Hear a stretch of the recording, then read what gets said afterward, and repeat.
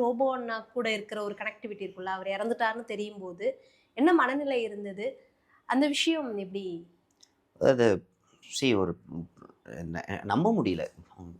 யாரா இருந்தாலுமே. ஏன்னா ஒரு 5 நாள் முன்னாடி அவர்ட்ட ஃபோன்ல ரொம்ப நார்மலா பேசினாரு. ஓகே. ரொம்ப நார்மலா பேசினாரு. அண்ட் அந்த நியூஸ் வந்தோனேவே ஷாக் தான் இருந்தது. நான்லாம் உடனே கிளம்பி போயிட்டோம். கிளம்பி போயிட்டோம். அண்ட் எப்படி அந்த அட்மாஸ்பியர் இங்க இருந்தது அப்படின்னா, யாருனாலுமே நம்ப முடியல. ரொம்ப இன்சேனா இருந்தாங்க எல்லாருமே. இப்படி ஒண்ணு ஆயிடுச்சேன்றத ஏத்துக்கவும் முடியாம ஒரு மனநிலை இருக்கும் தெரியுமா?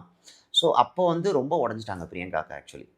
அண்ட் இந்திரஜா வந்து என்ன பொறுத்த வரைக்கும் பிரியங்கா அக்காவை விட அவ ஸ்ட்ராங்கு. இந்திரஜா.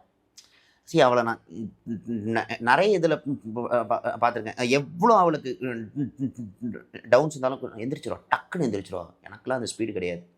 பொண்ணுங்க அப்படின்னா நான் மேலே தான் வச்சு பார்ப்பேன்.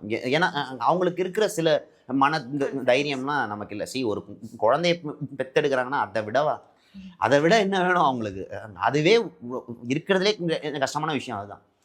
ஸோ அந்த மாதிரி அவள் ரொம்ப பாசிட்டிவான ஒருத்தி. பிரியங்கா அக்கா வந்து இவ்வளோ ஃபாஸ்ட்டாக அண்ணனோட ஒரு இதுலேருந்து வெளியில் வருவாங்கன்றது நான் எக்ஸ்பெக்ட் பண்ணலை.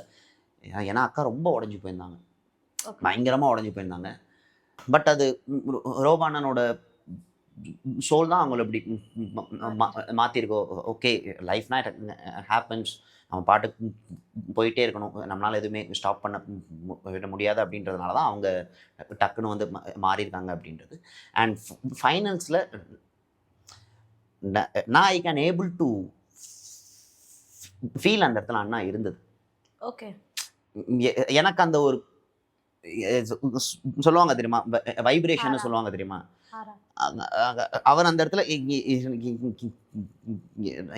இருந்த மாதிரி தான் எனக்கு இருந்தது அந்த டோட்டல் வைப்ரேஷனுமே. ஏன்னா அப்படி இல்லாட்டிலாம் நான் ரொம்ப ஸ்ட்ராங்கான ஆள், டக்குன்னா அழுதுட மாட்டேன். ரொம்ப ஸ்ட்ராங் நான்.